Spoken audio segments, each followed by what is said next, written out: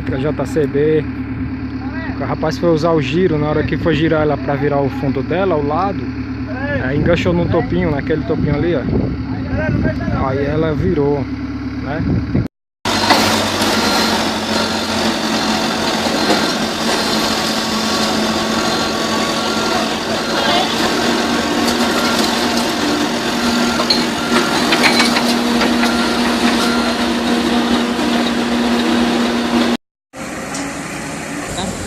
Fica só nessa posição assim, tá? Se der lá, fica até ali um segundo.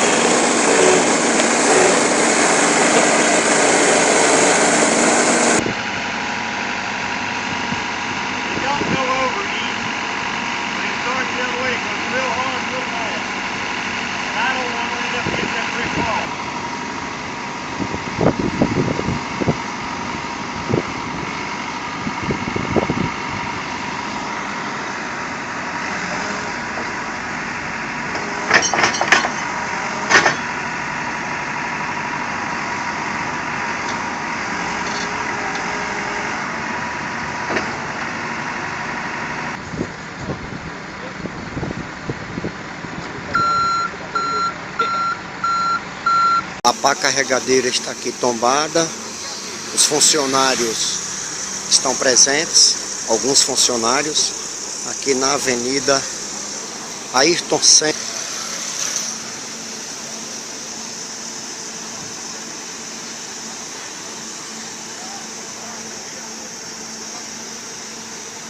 O flagrante da reportagem do Acorda Cidade, aqui na Avenida Ayrton Senna.